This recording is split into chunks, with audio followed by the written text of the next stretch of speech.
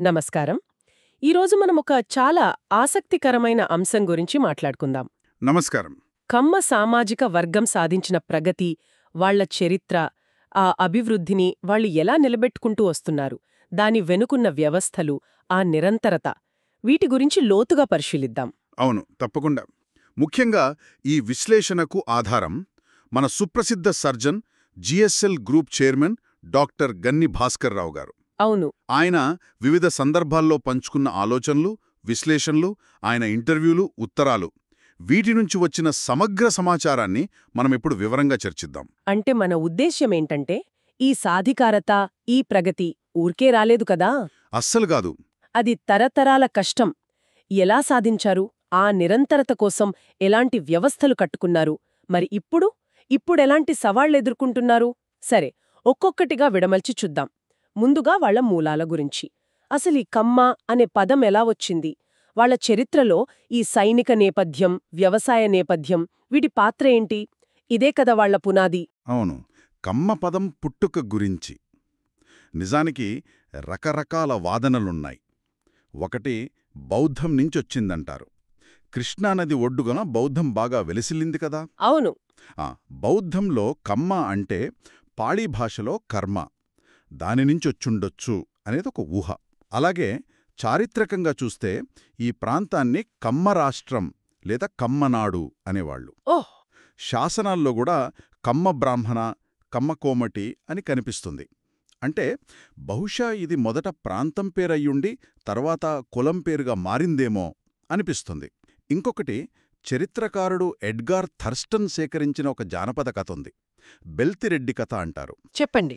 దాని ప్రకారం కాకతీయ సామ్రాజ్యం తర్వాత కాపు అనే ఒక పెద్ద సమూహం నుంచి కమ్మ, రెడ్డి, వెలమ ఇలా వేర్వేరు కులాలొచ్చాయట. ఆ కథలో తల్లి కమ్మ అంటే చెవిదుద్దు పోగొట్టుకుంటే చిన్న కొడుకు చాలా ధైర్యంగా పోరాడి దాన్ని తిరిగి తెస్తాడు.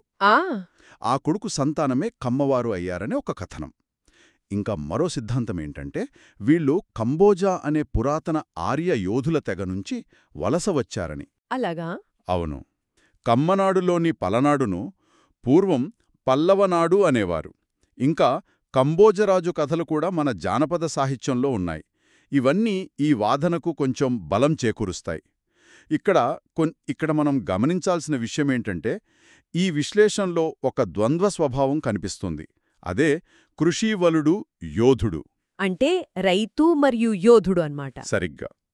బెల్తిరెడ్డి కథ వ్యవసాయ మూలాల్ని చూపిస్తే కంబోజ సిద్ధాంతం యోధుల నేపథ్యాన్ని చెబుతుంది. ఇది వైరుధ్యం కాదు, బహుశా ఒక శక్తివంతమైన కలయికయేమో. నిజమే. సైనిక పటిమ వల్ల భూమి మీద అధికారం వస్తే వ్యవసాయ నైపుణ్యం ఆ భూమిని సారవంతం చేసి సంపదను సృష్టించింది. ఇదే వాళ్ల తొలి ఎదుగుదలకు పునాదయిందనమాట. అంటే కేవలం వ్యవసాయమే కాదు, ఈ యోధుల వారసత్వం కూడా వాళ్ల ఎదుగుదలలో చాలా కీలక పాత్ర పోషించింది. మరి ఈ సైనిక వారసత్వం గురించి కాకతీయుల కాలం నుంచి విజయనగరం వరకు వాళ్ల పాత్ర ఎలా ఉండేది కొంచెం వివరంగా చెప్తారా? తప్పకుండా. కాకతీయుల కాలంలో చూస్తే గన్నమంత్రి లేదా గన్నసేనాని, ముప్పిడి నాయకుడు ఇలాంటి వాళ్లు పెద్ద పెద్ద సైనిక పదవుల్లో ఉన్నారు. ఓ! గన్నమంత్రి అయితే వరంగల్ కోట కమాండర్, పైగా కళాపోషకుడు కూడా. తర్వాత 1323లో వరంగల్ పతనమైంది కదా. అవును. అప్పుడు ఢిల్లీ సుల్తాన్లకు వ్యతిరేకంగా ముసునూరి నాయకులు తిరుగుబాటు చేశారు. ప్రోలయ నాయకుడు, కాపయ నాయకుడు వాళ్లలోనూ వీరున్నారు. ఆ ముసునూరి పాలన పోయాక చాలామంది కమ్మయోధులు దక్షిణానికి వెళ్లారు, ముఖ్యంగా విజయనగర సామ్రాజ్యానికి. అక్కడ సైన్యానికి వాళ్ళొక బలమైన అండగా, ఒక బురుజుగా మారారట. విజయనగరంలో నాయక వ్యవస్థ ఉండేది కదా, అంటే గవర్నర్లులాగా. అవును. ప్రాంతీయ పాలన, సైనిక బాధ్యతలు రెండూ చూసుకునేవాళ్లు. అవును, విన్నాను. ఆ వ్యవస్థలో పెమ్మసాని, రావెల, సూర్యదేవర ఇలాంటి కమ్మ వంశాల వాళ్లు మంత్రులుగా, సేనాధిపతులుగా, గవర్నర్లుగా చాలా కీలక పాత్ర పోషించారు. ఉదాహరణకి పెమ్మసాని రామలింగనాయుడు, ఈయన శ్రీకృష్ణదేవరాయల ముఖ్య సేనాధిపతి. ఓ, గొప్ప యోధుడు కదా. అవును. రాయచూరు యుద్ధంలో గెలుపునకు ఈయనే కీలకమంటారు. పోర్చుగీస్ చరిత్రకారుడు నూనిజ్ తన పుస్తకంలో ఈయన్ని కామనాయక్ అని కూడా రాశాడు. ఈ సైనిక పనులు, ఈ పాలనా బాధ్యతల వల్లే వాళ్ల తొలి వలసలు మొదలయ్యాయి. మొదట కమ్మనాడు నుంచి రాయలసీమకు, తర్వాత తమిళ ప్రాంతాలకు. ముఖ్యంగా 1565లో తల్లికోట యుద్ధం తర్వాత. అదే విజయనగర పతనానికి కారణమైన యుద్ధం. అవును. ఆ యుద్ధం తర్వాత చాలా కమ్మనాయక కుటుంబాలు మదురై, తంజావూరు రాజుల దగ్గర సేవకు చేరారు. అలా తమిళనాడులో నాయకర్, నాయుడు బిరుదులతో స్థిరపడిపోయారు. ఇప్పటికీ తమిళనాడులో ఇళయరసనదల్, కురువీకులం లాంటి జమీందారీలు, వాళ్లు ఈ వలస వెళ్లిన కమ్ము కుటుంబాల వాళ్లే. అంటే వ్యవసాయం, సైనిక వారసత్వం ఈ రెండు వాళ్ల పునాది అని అర్థమైంది. మరి ఈ పునాది నుంచి ఆధునిక రంగాలకు, ముఖ్యంగా వ్యాపారం, పరిశ్రమలు, వీటిలోకి వాళ్లు ఎలా విస్తరించగలిగారు? వాళ్ల గమనశీలత వెనుక ఉన్న డ్రైవింగ్ ఫోర్సెస్ ఏంటి? ఇక్కడే అసలు కథ మొదలవుతుంది. అవును. బ్రిటిష్ వాళ్ల కాలంలో ముఖ్యాల, చల్లపల్లి లాంటి కమ్మ జమీందారీలు వాళ్లు ఆధునిక విద్యను, మంచి వ్యవసాయ పద్ధతులను బాగా ప్రోత్సహించారు. సరే, వాళ్ల విజయానికి ఒక ముఖ్య కారణం ఏంటంటే శ్రమ గౌరవం. అంటే భూస్వాములైనా సరే అవసరమైతే పొలంలోకి దిగి పనిచేయడానికి వెనకాడేవాళ్లు కాదట. ఓ, ఇది ఆసక్తికరంగా ఉంది. అవును. దీనివల్ల వాళ్లు ఒకేసారి విద్యలో బ్రాహ్మణులతో, వ్యాపారంలో వైశ్యులతో, వ్యవసాయంలో కాపులతో ఇలా అందరితో పోటీపడ్డారని కొందరంటారు. ఇంకా లోతుగా చూస్తే వ్యవసాయం నుంచి వచ్చిన అదనపు డబ్బు, అంటే అగ్రేరియన్ సర్ప్లస్ అంటాం కదా, అవును, దాన్ని వాళ్లు చాలా తెలివిగా వేరే రంగాల్లో పెట్టుబడిగా పెట్టారు. దీనికి 1930లలో వచ్చిన ప్రపంచ ఆర్థిక మాంద్యం కూడా ఒక రకంగా కారణమైంది. ఎలా? ఆ టైంలో గ్రామాల్లో అప్పులిచ్చే వ్యవస్థ, అంటే రూరల్ క్రెడిట్ మార్కెట్ దెబ్బతింది. దాంతో వాళ్లు తమ డబ్బు పెట్టడానికి కొత్త దారులు వెతికారు.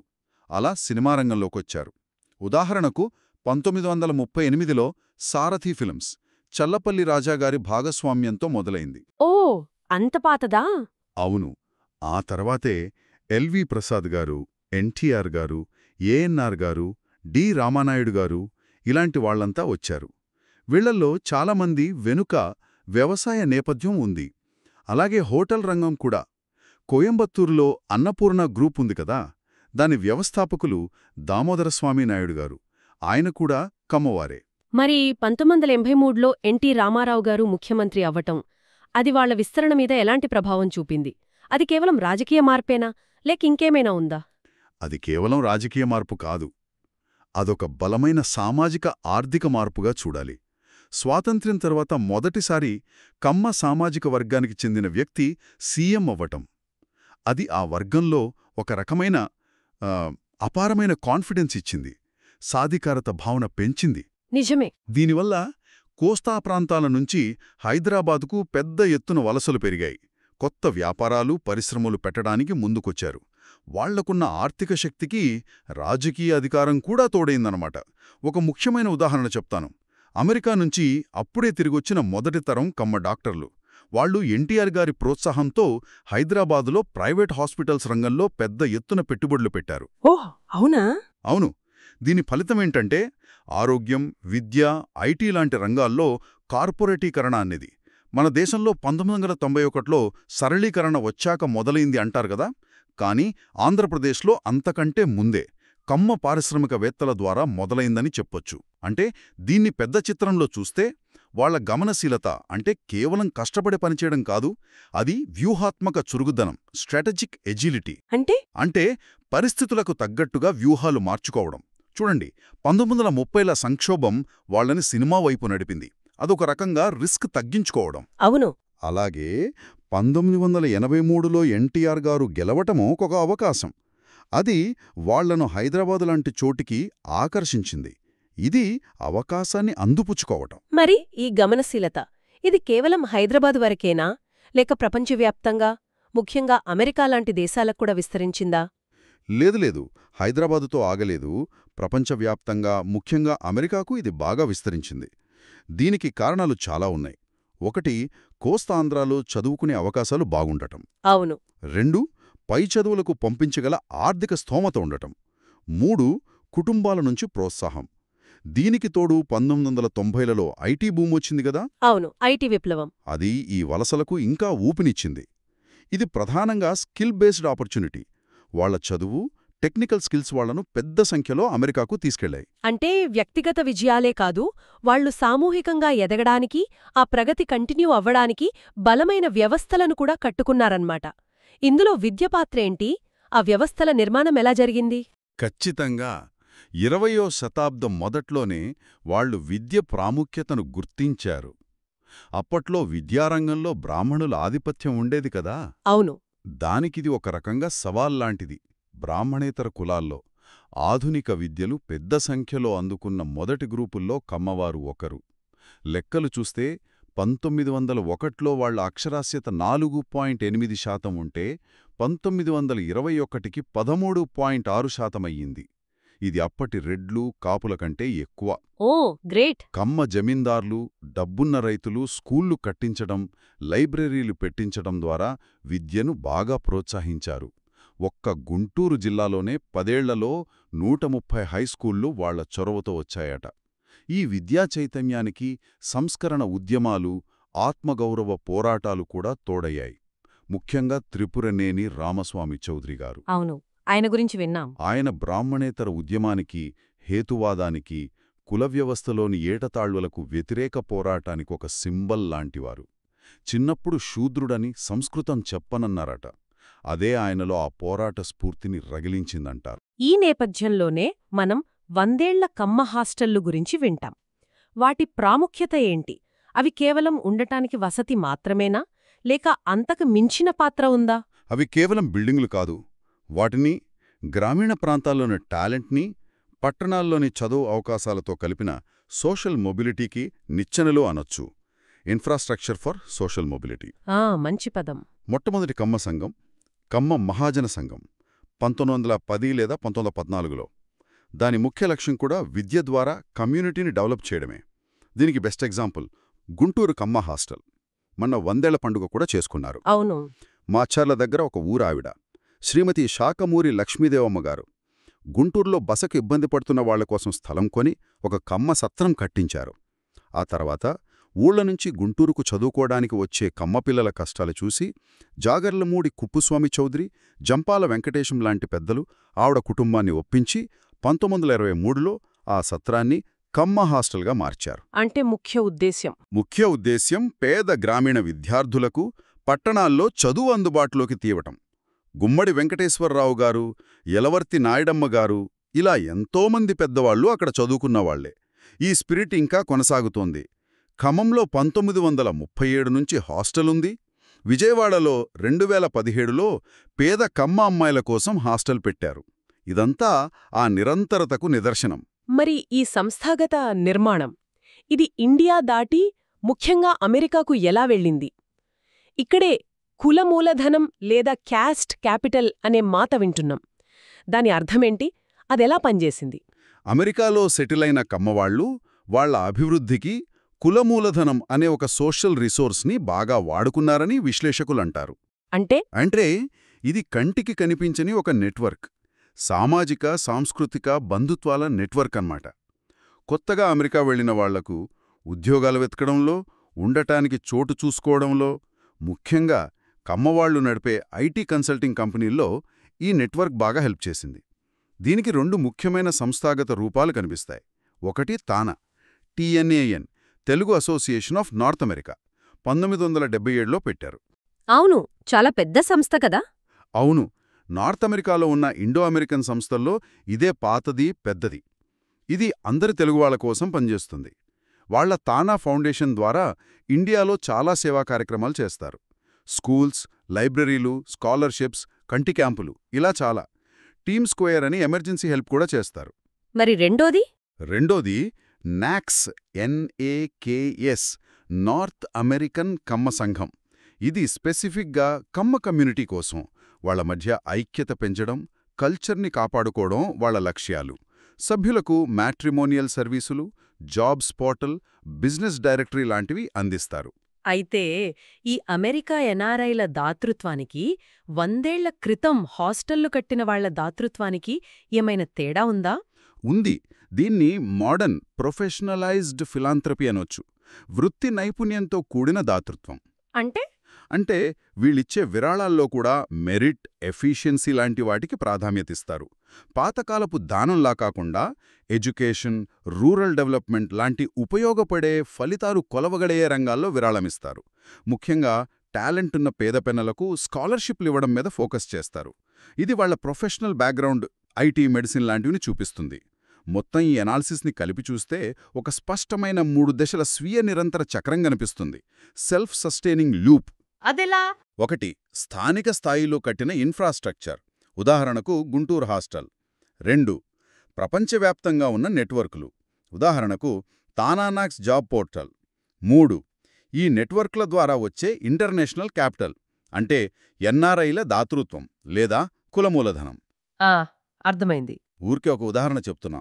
1923లో హాస్టల్ ఒక అబ్బాయి చదువుకు హెల్ప్ చేస్తే 1993లో ఆ అబ్బాయి మనవడు అమెరికా వెళ్ళడానికి, అక్కడ కులమూలధనంతో జాబ్ తెచ్చుకోవడానికి, 2023లో ఆ ఎన్ఆర్ఐ తిరిగి తన కమ్యూనిటీకి డొనేట్ చేయడానికి ఈ మొత్తం వ్యవస్థ ఉపయోగపడి ఉండొచ్చు. ఇంత పటిష్టంగా, ఇంత ఆర్గనైజ్డ్గా అభివృద్ధి చెందినప్పటికీ ఇప్పుడేమైనా సవాళ్లు ఎదుర్కొంటున్నారా?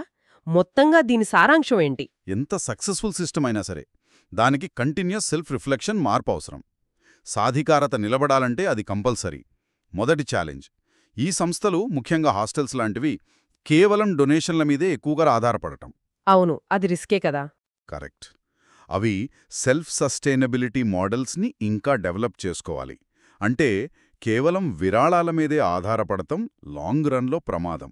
ఆధునిక నాన్ ప్రాఫిట్ మోడల్స్ ఉంటాయి కదా, అంటే సోషల్ ఎంటర్ప్రైజ్ లాగా అందించే సేవలకు కొంచెం ఫీజు తీసుకోవడం, లేదా ఆస్తుల్ని అద్దెకిచ్చి డబ్బు సంపాదించడం, ఎండోమెంట్ ఫండ్స్ క్రియేట్ చేసి దానిమీద వచ్చే వడ్డీతో పనులు చేయడం, ఇలాంటివి ఆలోచించాలి. మన ఎస్హెచ్జీలు, స్వయం సహాయక బృందాలు సక్సెస్ అయ్యాయి కదా, ఆ మోడల్ కూడా కొంత ఇన్స్పిరేషన్ ఇవ్వచ్చు.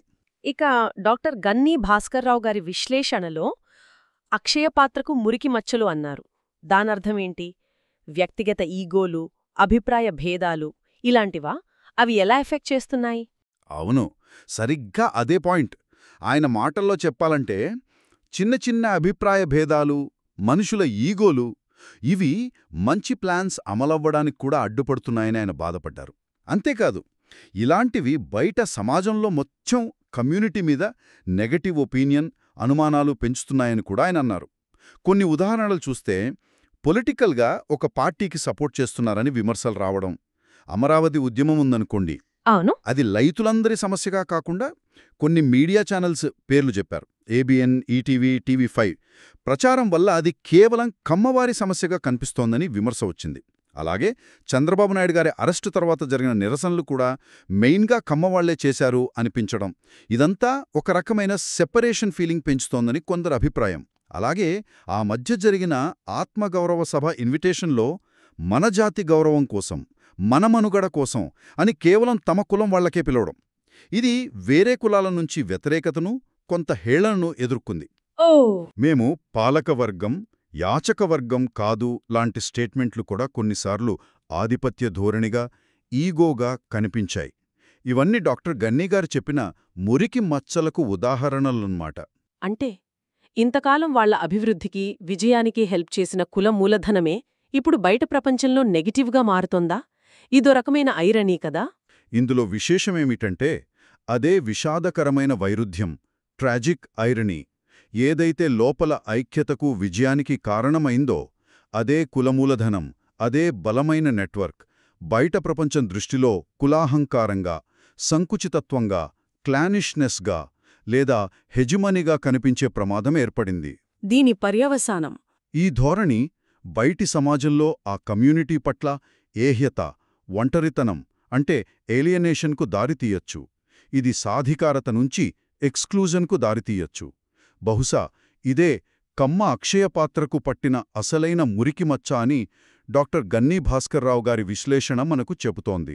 ఈ కాంప్లెక్స్ సిచ్యుయేషన్ చూశాక దీనిమీద డాక్టర్ గన్నీ భాస్కర్రావు గారి ఫైనల్ ఎనాలిసిస్ ఏంటి? ఆయన ఎలాంటి సొల్యూషన్ లేదా వే ఫార్వర్డ్ సూచిస్తున్నారు? మనం చూసినట్టు వాళ్ల ప్రయాణం యోధుడు, రైతు వారసత్వంతో మొదలైంది. తర్వాత స్ట్రాటజిక్ ఎజిలిటీ చూపించారు. విద్య, గ్లోబల్ నెట్వర్క్స్, ఫిలాంథ్రాపీతో కూడిన 3 దశల వ్యవస్థ కట్టుకున్నారు. చాలా గొప్ప విషయం. అవును. అయితే ఈ అక్షయపాత్ర ఎప్పుడు ఫలాలనిస్తూ ఉండాలంటే అది పరిశుభ్రంగా ఉండాలి. అంటే ఆ వ్యవస్థలు కేవలం మన సమాజానికే కాదు, అందరూ ఉన్న పెద్ద సమాజానికి కూడా సేవ చేయాలి. అందర్నీ కలుపుకొని పోవాలి. ఆత్మగౌరవ సభ లాంటి స్పెసిఫిక్ కాల్స్ దీనికి వ్యతిరేకం.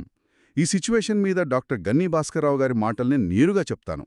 అస్తిత్వ ఉద్యమాల వల్ల ఉనికి చూపడానికి ఆయా సందర్భాల్లో కులం ప్రస్తావనలు అనివార్యమైపోతున్నాయి. ఏ కులమూ తక్కువ కాదు, ఏ కులమూ ఎక్కువ కాదు. ప్రతి కులానికి లోతైన చరిత్రలు, విశిష్టతలు ఉన్నాయి.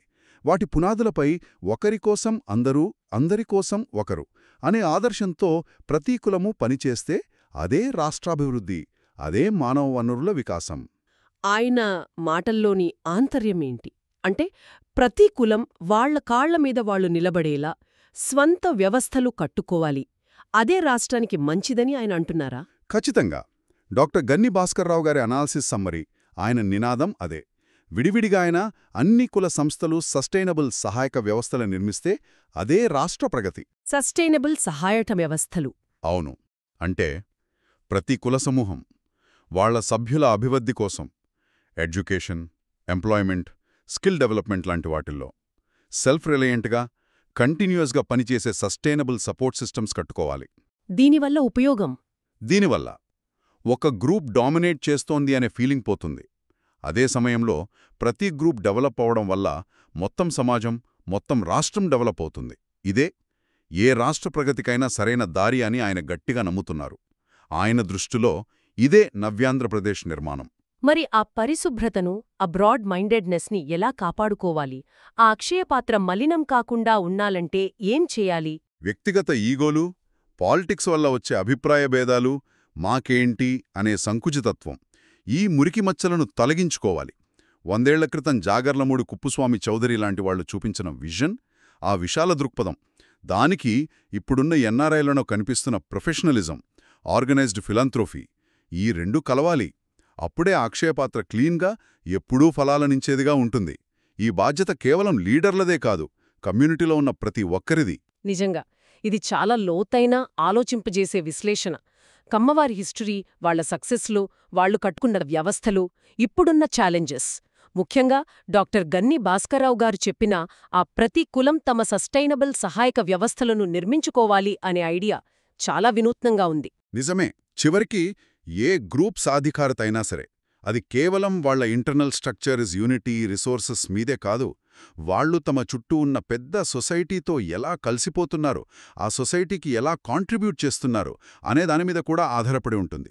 అప్పుడే ఆ సాధికారత నిలబడుతుంది, గౌరవంగా ఉంటుంది. ముగింపుగా శ్రోతలకు ఒక ఆలోచన వదిలివెళ్దాం. డాక్టర్ గన్నీ చెప్పినట్టు ప్రతి కులం తమ అభివృద్ధి కోసం తమదైన సస్టైనబుల్ సహాయక వ్యవస్థలను కట్టుకోవాలనే ఈ ఆలోచన. ఇది కేవలం కులాలకే పరిమితమా? లేక దీనినుంచి ఇన్స్పిరేషన్ తీసుకుని సమాజంలోని వేరే గ్రూపులు, అవి మత సమూహాలు కావచ్చు, లేదా భౌగోళిక ప్రాంతాలు కావచ్చు, లేదా ఆర్థికంగా, సామాజికంగా వెనుకబడిన వేరే వర్గాలు కావచ్చు, వాళ్లూ కూడా తమ అభివృద్ధి కోసం ఇలాంటి self reliance, self sustaining models కట్టుకోలేరా? ఇది మొత్తం సమాజం ముందుకు వెళ్లడానికి ఒక మోడల్ కాగలదా?